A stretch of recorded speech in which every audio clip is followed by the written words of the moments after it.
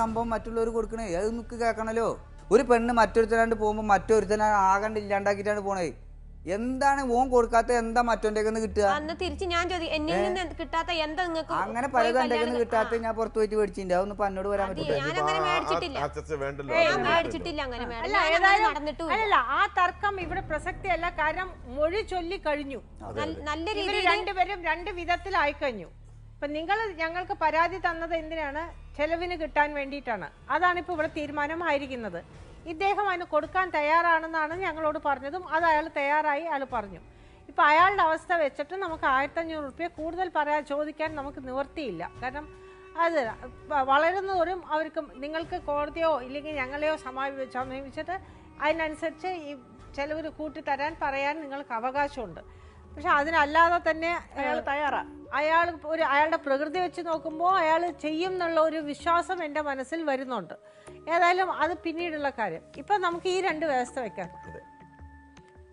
അപ്പൊ അവിടുത്തെ ഏത് ബസ് സ്റ്റാൻഡാണ്, ബസ് സ്റ്റോപ്പാണ് നിങ്ങൾ വന്ന് കൂട്ടിക്കൊണ്ടുപോകാൻ പറ്റണത്? Vattamkulam bus stand. Vattamkulam bus stand ഉണ്ട്.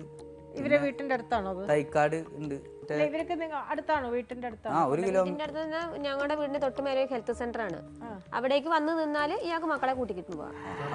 ഹെൽത്ത് സെന്ററിൽ കൊണ്ട് കൊടുക്കട്ടെ. ഹെൽത്ത് സെന്ററിൽ കൊണ്ടേ കൊടുക്കാന്ന്. ആ ഹെൽത്ത് സെന്ററിൽ നിന്ന് അയാൾ കൂട്ടിക്കൊണ്ടുപോകാൻ തയ്യാറാണ്. ഓക്കെ.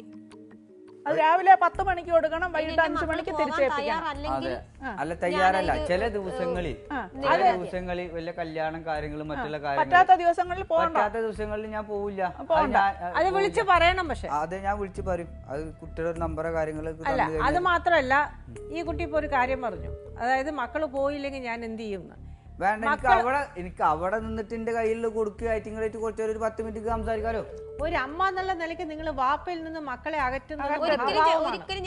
അപ്പൊ ആ കുട്ടികൾ പോവില്ല എന്ന് പറയണമെന്നുണ്ടെങ്കിൽ നിങ്ങൾ പലതും ആ വാപ്പയെ കുറിച്ച് മോശമായിട്ടില്ല. ഞാൻ പറഞ്ഞു കൊടുത്തില്ല. വാപ്പാട് മക്കള് ഒരു ഷവർമ്മയ്ക്ക് പറഞ്ഞിട്ട് 1 മാസം കഴിഞ്ഞിട്ട് ഒരു ഷവർമ്മ മേടിച്ചു കൊടുക്കാത്ത വാപ്പാനെ മക്കൾ എങ്ങനെ സ്നേഹിക്കും? ഒരു മുട്ടായി ഇയാടെ മകന് 10 മാസമുള്ള മകന് ഭക്ഷണം കഴിക്കുന്ന ആളാണല്ലോ. ആ മകന് കൊണ്ടു കൊടുക്കുമ്പോ എന്തുകൊണ്ട് ഇയാളുടെ മക്കള് തിന്നുന്നുണ്ടോ എന്ന് ചോദിക്കുന്നില്ല. ഒരു കാര്യം വളരെ സിമ്പിൾ ആയിട്ട് ചോദിക്കുക. ആ കുട്ടിക്ക് കൊണ്ടേ കൊടുക്കണ്ട, ആ ഭാര്യക്ക് കൊടുക്കണ്ട, ഇതൊക്കെ നിങ്ങൾക്ക് എങ്ങനെ മുറക്കെ അറിയണേ? ഒരു മിനിറ്റ്. അതൊക്കെ ഇയാളുടെ പെങ്ങള് എന്നോട് സംസാരിക്കാറുണ്ട്. ഇപ്പൊ അയാളുടെ പെങ്ങളാണ് എനിക്ക് ഈ വിവരങ്ങൾ തരുന്നത്. മാഡം ലൈല, ഇപ്പം സുബൈർ നിങ്ങളുടെ ആരുമല്ല. അയാൾ അയാളുടെ ഭാര്യയുടെ കൂടെ വേറെ താമസിക്കുന്ന ആ ബന്ധത്തെ കുറിച്ച് നിങ്ങൾ അന്വേഷിക്കുന്നത് എന്തിനാ? അത് നിന്നോട്ടെ, ഞാൻ അന്വേഷിക്കുന്നില്ല.